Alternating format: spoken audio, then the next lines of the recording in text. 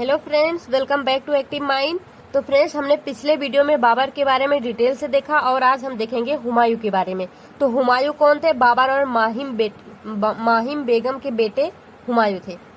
तो इनको जो है 1530 में, यानी जब बाबर की मृत्यु हो गई तब इनको राजगद्दी मिली जो है, और इनकी जो राजधानी थी वो आगरा में थी। हुमायूं के 3 भाई थे, एक थे कामरान, एक थे अस्करी, एक थे हिंदाल। तो इसमें से जो है ये अपने भाइयों के बीच में साम्राज्य का बंटवारा कर दिए।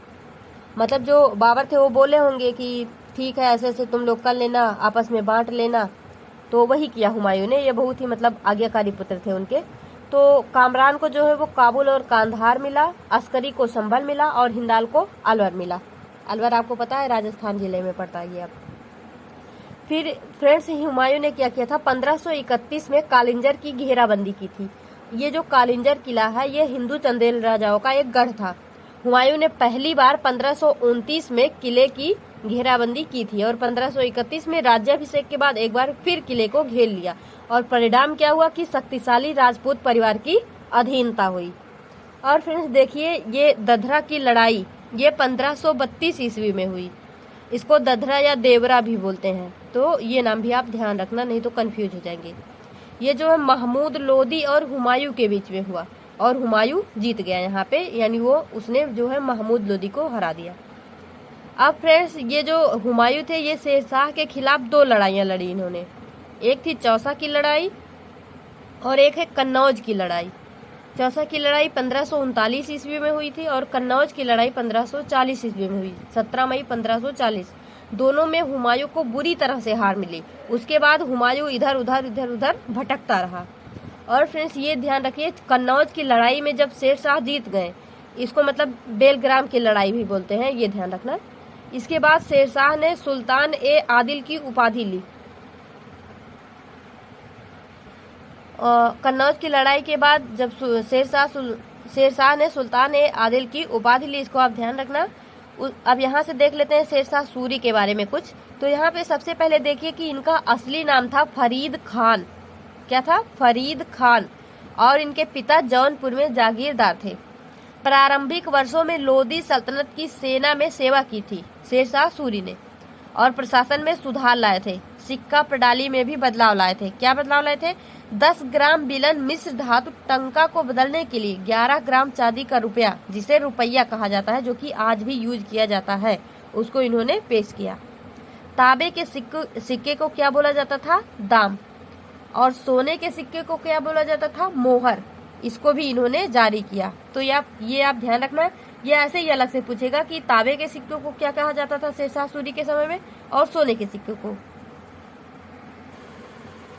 तांबे के दाम और चांदी के रुपए का विनिमय दर वो कितना था? 64:1 था।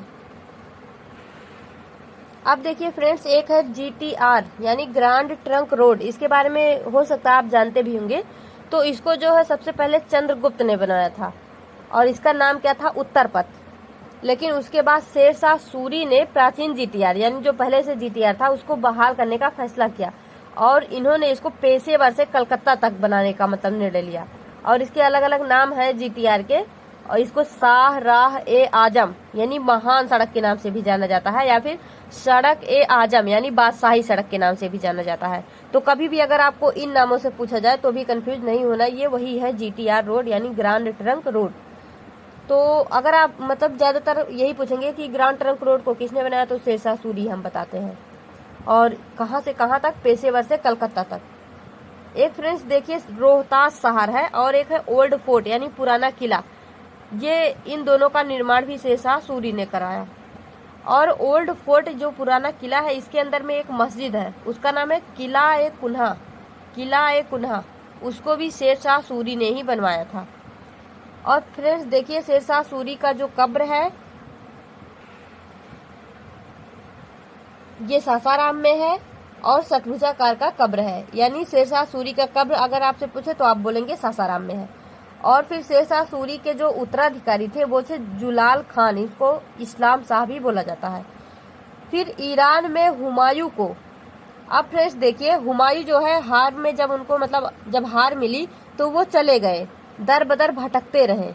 और अब क्या हुआ? ईरान में हुमायूं को सफवीद शाह से मदद मिली, मतलब इन्होंने उनको शरण दिया, सफवीद शाह ने इनको शरण दिया और फिर से इन्होंने आक्रमण किया और उस लड़ाई को बोला जाता है सरहिंद की लड़ाई। ये कब हुआ?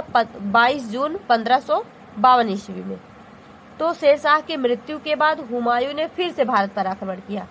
हुमायूं और शेरशाह सूर्य के उत्तराधिकारी और भतीजे सिकंदर सूर्य के बीच में ये जो है युद्ध हुआ था। शेरशाह तो मर गए और इनके उत्तराधिकारी और भतीजे, यानी जो शेरशाह सूरी थे उन्हीं के भतीजे थे, उनका नाम था सिकंदर सूर। तो हुमायूं और सिकंदर सूर के बीच में ये लड़ाई हुई थी, सरहिंद की लड़ाई। हुमायूं जीत गया और सिकंदर सूर दिल्ली छोड़कर हिमालय की ओर भाग गया और फिर हुमायूं जो है भारत का शासक बन गया। लेकिन 1556 ईस्वी में सीढ़ियों से गिरने के कारण उसकी मृत्यु हो गई। और फ्रेंड्स, ऐसा माना जाता है कि जो हुमायूं थे ये काफी मतलब नशा करते थे, दारू शराब ये सब पीते थे। तो कुछ लोग मानते हैं कि दारू शराब पिए रहे होंगे, फिर नहीं काबू कर पाए होंगे अपने आप पे, फिर फिसल गए होंगे, फिर मर गए होंगे, ऐसा भी बोलते हैं। तो ऐसे ही पूछा जाता है कि मतलब ऐसे कौन से शासक थे, मुगल शासक थे जिनकी मतलब सीढ़ियों से गिरने के कारण मृत्यु हुई? तो आप बोलेंगे हुमायूं। आप फ्रेंड्स देखिए, हुमायूं का मकबरा जो है वो कहाँ पे है। इनके मकबरे के बारे में सबसे पहले ये ध्यान रखिए कि उनकी विधवा यानी हमीदा बानो बेगम द्वारा ये बनवाया गया था। अब फ्रेंड्स, इनको तो पता थोड़े न रहा होगा कि हम इतनी जल्दी मर जाएंगे, तो अपना मकबरा नहीं बनाए थे। लेकिन फिर क्या हुआ, इनके मरने के बाद इनकी बीवी जो थी हमीदा बानो बेगम, इन्होंने बनवाया था इनका मकबरा। और जो वास्तुकार थे यानी जो उसको बनाने वाले थे वो थे मिराक मिर्जा गयास, और फारसी शैली के चहार बाग उद्यान में बनाया गया। तो सबसे पहले ये पूछा जाता है कि फर्स्ट गार्डन टॉम यानी पहला बाग मकबरा, उद्यान मकबरा किसका था? तो हुमायूं का मकबरा था वो। और फ्रेंड्स ये देखिए, हुमायूं नामा यानी हुमायूं की जीवनी यानी हुमायूं की आत्मकथा गुलबदन बेगम ने लिखी थी। और ये गुलबदन बेगम कौन थी? ये हुमायूं की बहन थी। तो यही पूछ लेता है कि मतलब स्टेटमेंट दे देगा 3-4, उसमें से ये पूछ लेगा कि हुमायूं नामा गुलबदन बेगम ने लिखी और ये जो है हुमायूं की पत्नी थी, ऐसे बोल देता है। लेकिन ये पत्नी नहीं, उनकी बहन थी। देखो कितनी अच्छी बहन है ना। तो फ्रेंड्स, इस वीडियो में यहीं तक पढ़ते हैं हम और नेक्स्ट वीडियो में आगे से देखेंगे। तब तक के लिए all the best, be happy, be positive.